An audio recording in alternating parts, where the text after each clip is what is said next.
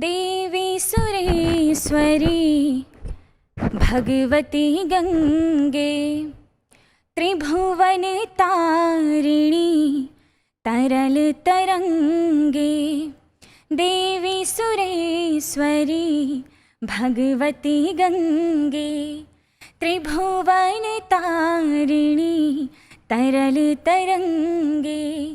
शंकर मौली विहारिणी विमले मम मतिरास्ता तव पद कमले।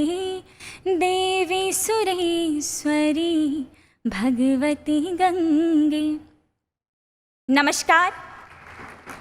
चारों धाम का गढ़ कहे जाने वाला राज्य उत्तराखंड का प्रतिनिधित्व करते हुए एवं नेहरू युवा केंद्र उत्तरकाशी का आभार व्यक्त करते हुए मैं आप सभी के समक्ष डॉक्टर भीमराव अंबेडकर जी की जयंती पर उनकी स्मृतियों संग प्रस्तुत हूँ।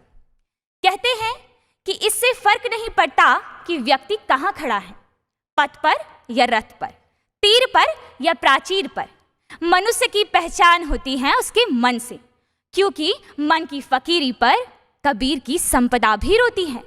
ये पंक्तियां हैं श्रीमान अटल बिहारी वाजपेयी जी की, परंतु ये पंक्तियां चरितार्थ करती हैं डॉक्टर भीमराव अंबेडकर जी के चरित्र को, जो कहते थे life should be great rather than long.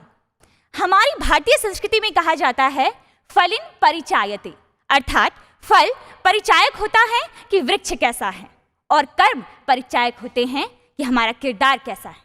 Madhya Pradesh के इंदौर जिले के महू नगर में एक ऐसे व्यक्तित्व ने जन्म लिया जिस व्यक्तित्व ने स्व की परिधि को लांघकर पर के लिए कार्य किया।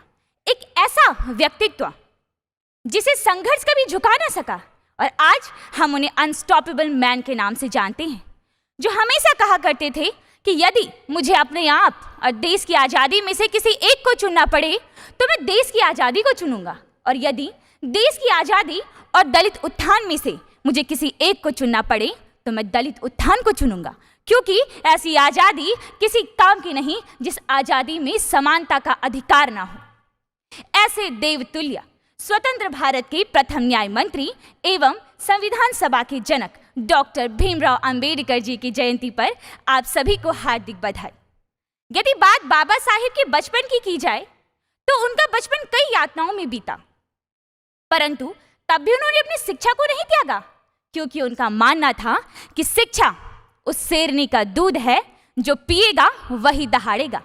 इसी सोच के चलते उन्हें लंदन स्कूल ऑफ इकोनॉमिक्स से डॉक्टर ऑफ ऑल साइंस की डॉक्टरेट भी प्राप्त हुई।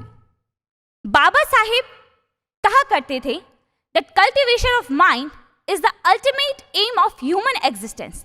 यह कथन उनकी बुद्धि की स्थिरता को बताता है।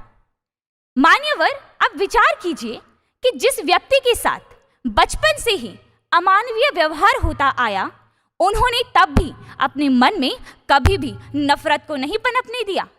उनका मानना था कि नफरत एक कमजोर दिमाग का खेल है। वे अंत तक एकता व भाईचारे की बात करते रहे। वे कहते रहे, we are Indians firstly and lastly.